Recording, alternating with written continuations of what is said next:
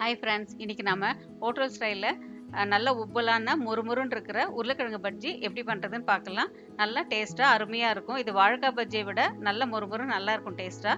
இது எப்படி பண்ணுறதுன்னு பார்க்கலாம் வாங்க. இதுக்கு 2 உருளைக்கிழங்கு எடுத்திருக்கேன். நார்மல் சைஸ் தான் எடுத்திருக்கேன். இது வந்து தோலை சீவிட்டு உங்களுக்கு தகுந்த மாதிரி ஸ்லைஸாக கட் பண்ணிக்கோங்க. சிப்ஸ் அளவுக்கு வேண்டாம். சிப்ஸை விட ஒரு 2 மடங்கு கனமாக இருக்கிற மாதிரி கட் பண்ணிங்கன்னா உங்களுக்கு மாவு போட்டு எடுக்கிறப்ப வளையாமல் இருக்கும், கரெக்டாக இருக்கும். தோலெல்லாம் எடுத்துகிட்டு இந்த மாதிரி கட் பண்ணி வச்சுக்கோங்க. உங்களுக்கு வந்து சீவ் பண்ணுறது ஏதாவது சீவரை வச்சுருந்தீங்கன்னா அதுலேயும் பண்ணிக்கலாம். நான் வந்து கத்திலே தான் வந்து ஸ்லைஸ் போட்டிருக்கேன். ஒரே ஈக்குவல் சைஸாக பண்ணிக்கோங்க. இல்லாட்டி உள்ளே வேகாது. நம்ம பஜ்ஜி போடுறப்போ ஒன்று வேகும், இல்லாட்டி ஒன்று வேகாமல் இருக்கும். அதனால் எல்லாமே ஈக்குவல் சைஸாக இந்த மாதிரி கட் பண்ணி வச்சுக்கோங்க.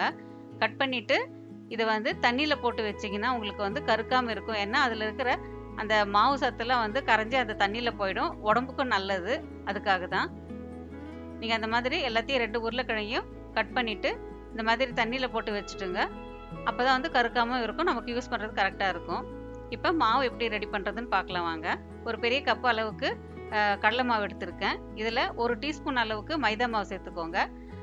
உப்புலாம் வரும், அதுக்காக தான் திக்னஸ் கொடுக்கும். 2 டீஸ்பூன் அளவுக்கு அரிசி மாவு சேர்த்துக்கோங்க. இது வந்து உங்களுக்கு முறுமுறுப்பு தரும். 1 டீஸ்பூன் அளவுக்கு மிளகாத்தூள் சேர்த்துக்கோங்க. அப்புறம் ஒரு 1/2 டீஸ்பூன் அளவுக்கு, ஒரு 3/4 டீஸ்பூன் வந்து உப்பு சேர்த்துக்கோங்க. லைட்டாக கொஞ்சமாக வந்து இந்த குக்கிங் சோடா போடுவோம் இல்லையா, இட்லிக்கெல்லாம் போடுவேன் ஆப்பன் சோடா, அது கொஞ்சம் சேர்த்துக்கோங்க. அப்புறம் கொஞ்சம் பெருங்காயத்தூள். இது எல்லாத்தையும் ஒன்றா சேர்த்து கலந்துக்கோங்க. நீங்கள் வந்து சோடா மாவு போட வேண்டாம் சொன்னீங்கனாலும் பரவாயில்ல, போட்டுக்கலாம். ஆனால் வந்து உங்களுக்கு அவ்வளோ உப்புலாம் கிடைக்காது. அதுக்காக தான் கொஞ்சமாக தான், ஒரு பிஞ்ச் அளவுக்கு தான் இட்லி சோடா மாவு எடுத்திருக்கேன். அது கலந்து இந்த மாதிரி நல்லா நைஸாக வந்து கலந்து விட்டுக்கோங்க. ரொம்ப தண்ணியாகவும் வேண்டாம், ரொம்ப திக்காக வேண்டாம், தோசை மாவு பதத்துக்கு. இப்போ அடுப்பு பற்ற வச்சு ஒரு கடாயை வச்சுட்டு அதில் தேவையான அளவு எண்ணெய் விட்டுக்கோங்க. எண்ணெய் சூடாயிடுச்சுமே நம்ம கட் பண்ணி வச்சுருக்கிற உருளைக்கிழங்கை வந்து அதில் வந்து மாவில் வந்து தோய்ச்சி போடணும். இப்போ வந்து அப்படி டைரெக்டாக வந்து நீங்கள் தண்ணியிலேருந்து எடுத்து அதில் வந்து தோய்ச்சிங்கன்னா வந்து உங்களுக்கு சரியாக வராது. ஏன்னா அந்த தண்ணி இருந்ததுன்னா வந்து மாவு 2 பக்கம் சரியாக ஒட்டாது. அதனால் வந்து அந்த தண்ணி கொஞ்சம் லைட்டாக ட்ரை பண்ண அப்புறம் கையில் இந்த இடது கையில் நீங்கள் எடுத்து வச்சுக்கோங்க. எடுத்து வச்சுட்டு அந்த தண்ணி வடிச்சுமே இதை வந்து 2 பக்கமும் வந்து தோய்ச்சி போட்டிங்கன்னா உங்களுக்கு நல்லா அழகாக வரும். இதெல்லாம் ஒரு சின்ன சின்ன டிப்ஸ் தான், உங்களுக்கு ஃபாலோ பண்ணிங்கன்னா கரெக்டாக வரும்.